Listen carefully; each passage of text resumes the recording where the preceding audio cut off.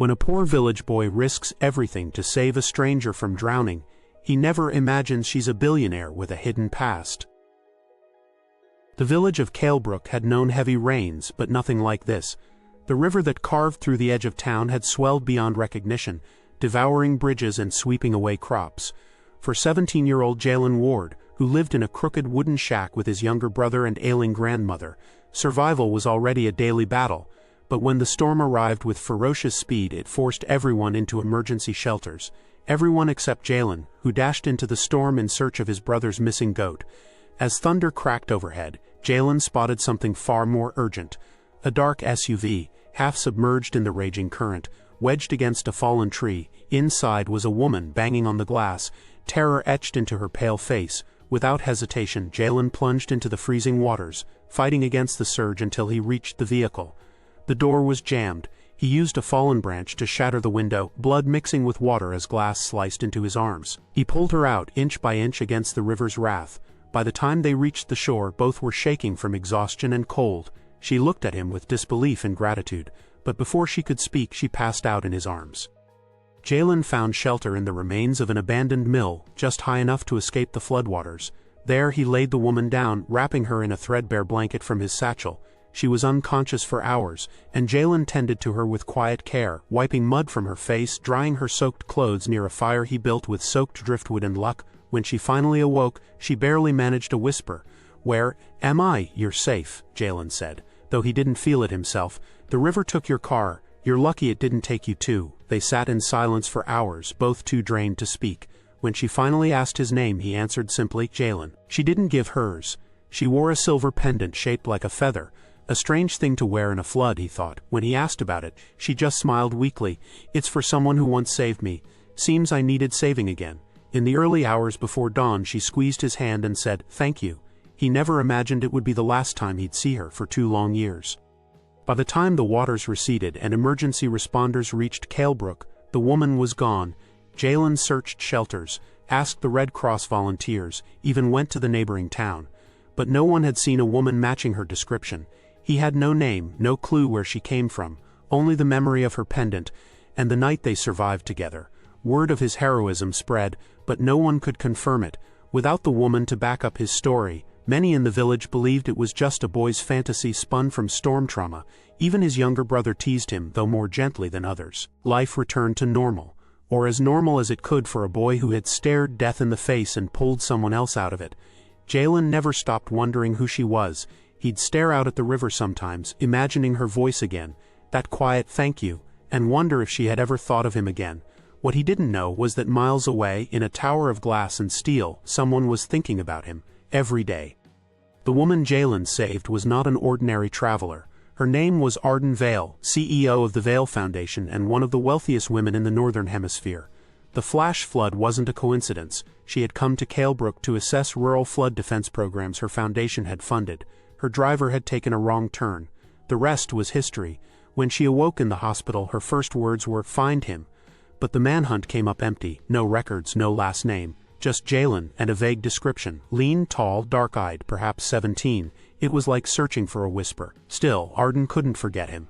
She wore the pendant he noticed every day. She replayed the night in her mind like a dream. A boy had saved her life without knowing who she was, without asking for a reward. That kind of purity was rare in her world of boardrooms, lawsuits, and hidden agendas. Arden decided if she couldn't find him then, she would make sure when they crossed paths again, she'd be ready. What she didn't expect was that when they did meet, he wouldn't be the boy who saved her. He'd be a man who questioned everything she stood for. 2 years had passed since the storm.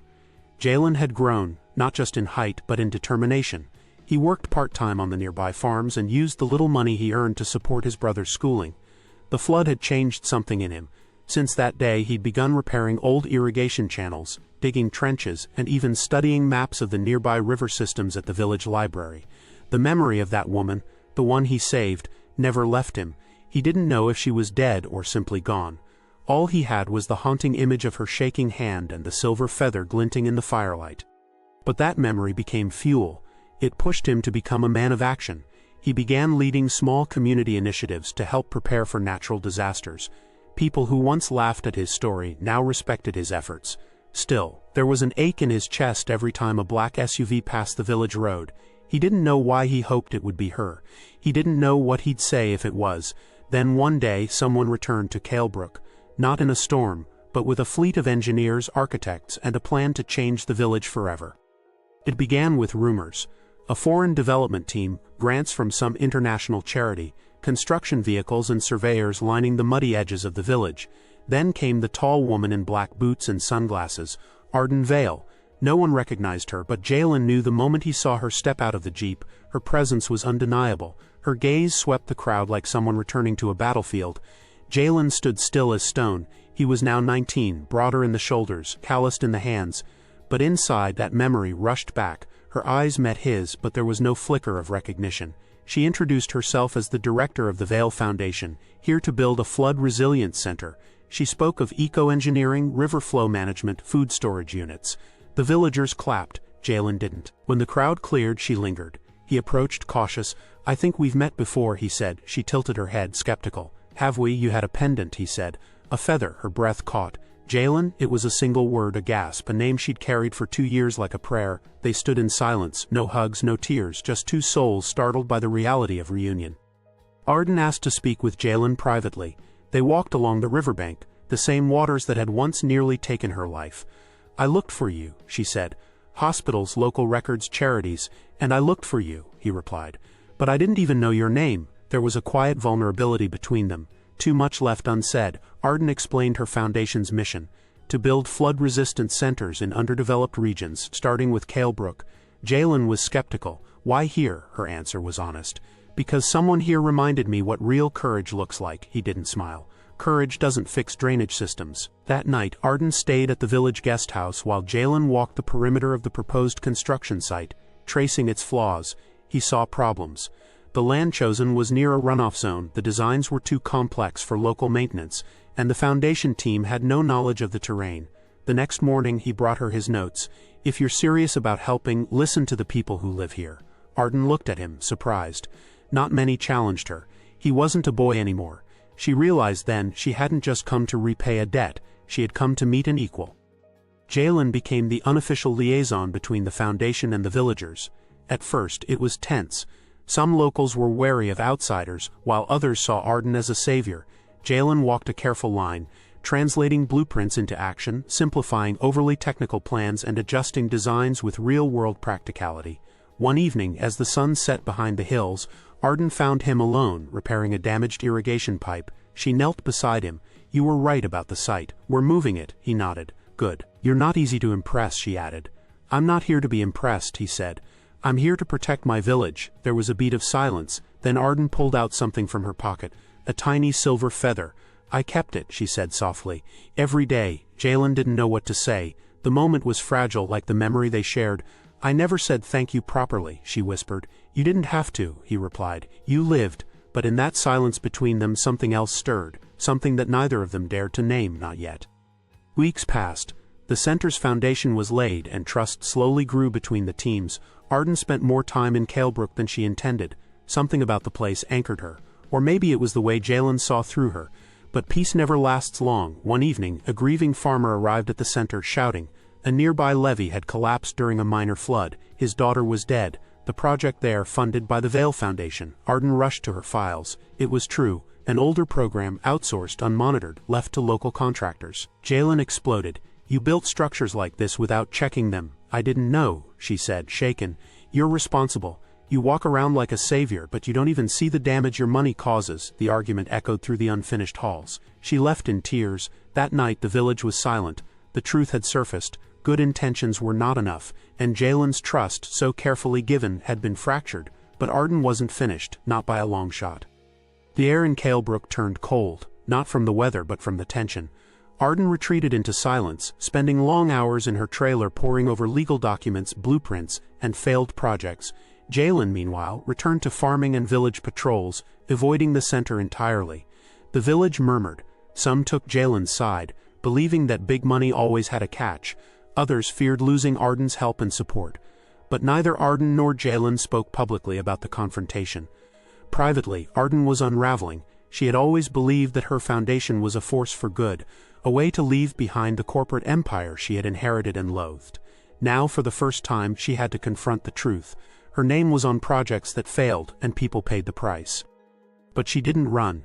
She began investigating, firing contractors, and bringing in forensic engineers. Her team protested. "This isn't your responsibility," Arden replied. "It is if I sleep under the same roof with the people affected." Jalen watched from a distance. Slowly, reluctantly, his anger gave way to reluctant admiration. She hadn't walked away. She was facing the storm, just like he had 2 years ago. Late one night, Jalen found a letter on his doorstep. It wasn't typed, it wasn't elegant. It was raw and handwritten, the ink slightly smudged. "I failed you, not just in Kalebrook, but the night you saved me. I thought saying thank you was enough. I was wrong. You deserved more than my silence, you deserved my truth." Arden reading the note under candlelight, Jalen felt a strange stillness. The storm inside him, the hurt, the disappointment, began to settle. He pocketed the letter and walked out into the dark. He found her at the riverbank again, watching the stars. "I read it," he said. She turned, quiet. "I'm still angry," he admitted. "I know," she replied. "But I believe you mean to fix this." "I do," she said. "Even if you never forgive me." He sat beside her. "Forgiveness doesn't come in one night, but sitting here, maybe it's a start." She smiled, not in triumph but in relief. A single moment of warmth, a bridge rebuilt. Construction resumed with new energy, and a new name. Jalen suggested it. The Floodlight Center, symbolizing a beacon in dark times. Arden loved it. This time the villagers were invited into the process. Jalen helped design the storm shelters. Arden worked on solar backups and water filtration. Children painted murals on the walls. Grandmothers cooked for the workers. Kalebrook wasn't just being saved, it was being reborn. During one town meeting, Arden stood beside Jalen and said, "He's the reason I came back, but you are the reason I stayed." The crowd erupted in applause. Jalen didn't smile, but he didn't look away either.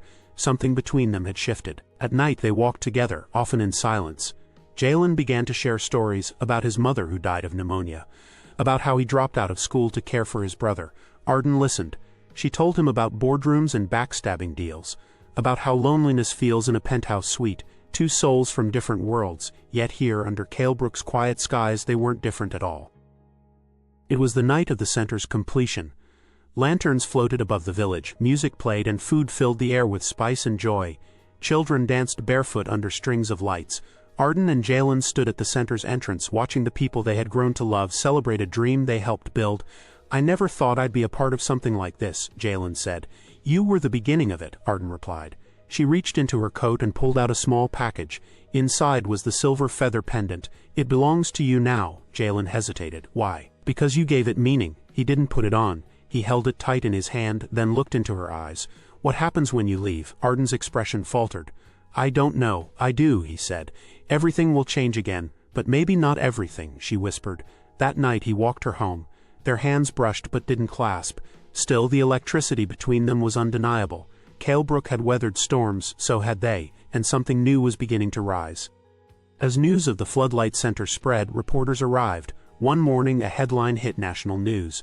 "Billionaire Arden Vale rebuilds rural village, falls for local hero." The article was speculative but dangerously accurate. Photos of Jalen flooded the internet. He hated it. He hadn't asked for fame. "I didn't tell anyone," Arden said, panicked. "I know," he replied, but his tone was clipped. The villagers grew uneasy. Some accused Jalen of manipulating Arden. Others assumed she was using the village for PR. Old wounds reopened. Arden offered to pull the press. "I'll shut it all down." "No," Jalen said. "But don't pretend like this isn't your world. I'm just the boy who pulled you out of a river." Her heart broke. Not because of what he said, but because he believed it. Jalen disappeared for 3 days. No one knew where he went. Arden searched the hills herself, fearing he had left Kalebrook altogether. She found him on a ridge overlooking the valley, under a lone tree. "I needed to remember who I was before all this," he said. "You saved me once," she replied. "Let me save you back," he turned to her. "You already have, but we don't belong in the same story." She stepped forward. "Then maybe we write a new one." They stood in the wind, a billion emotions between them. Finally she whispered, "I don't care if I'm rich. I care that I'm seen, and you see me." Jalen didn't speak. He just took her hand and didn't let go. The weeks that followed were different. Quiet, deeper. Jalen and Arden weren't just allies, they were companions. She taught him about environmental policy. He taught her how to fix a leaky roof. When villagers saw them walking together now, they didn't whisper. They nodded. They knew what it meant. One day, Arden's board called.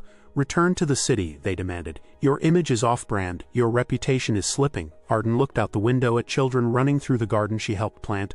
Let it slip, she said. This is who I am, and just like that she made her choice. One morning Jalen called Arden to the river. At the same spot where he saved her, he waited, nervous, holding something small in his calloused hands. I don't have much, he said, voice low. But I carved this from the same tree that shielded your car. I thought it might be enough. He opened his palm, a simple wooden ring. She gasped. Jalen, I'm not asking for forever, just for now, just to stay. She slid the ring onto her finger. It's more than enough, she whispered. They kissed softly, humbly, like rain meeting earth. Months later, the first storm of the new season arrived. But this time, Kalebrook didn't panic. Children knew where to go, families had shelters. The Floodlight Center opened its doors. Jalen coordinated rescue drills. Arden organized supply chains. Together they watched the river swell, but never feared it. Because they had built more than a center. They had built each other, and when the storm passed, the village stood stronger than ever. An anniversary celebration was held, 1 year since construction began. Villagers danced, sang, told stories. Jalen spoke last. I once pulled a stranger from a river, he said. I didn't know her name, but I knew she was worth saving. He looked at Arden. She saved me back, in ways I didn't know I needed, and now, every time it rains, I remember, not all storms come to destroy, some come to cleanse. Some come to begin again, the crowd erupted. Arden cried openly. Kalebrook wasn't just a village anymore, it was a symbol. Above their bed in a small wooden frame hung the silver feather. Below it, etched into the wood, hold the storm. Light the way. Jalen and Arden didn't chase headlines. They chased sunsets, built farms, taught kids, held hands. Love wasn't fancy cars or diamond rings, it was wooden bands and whispered promises. And when tourists passed through Kalebrook and asked about the couple who rebuilt the village, the locals would smile and say, they weren't just saved by a flood, they were found in it. Subscribe for more unforgettable stories about ordinary people who do extraordinary things, and the quiet, powerful moments that change lives forever.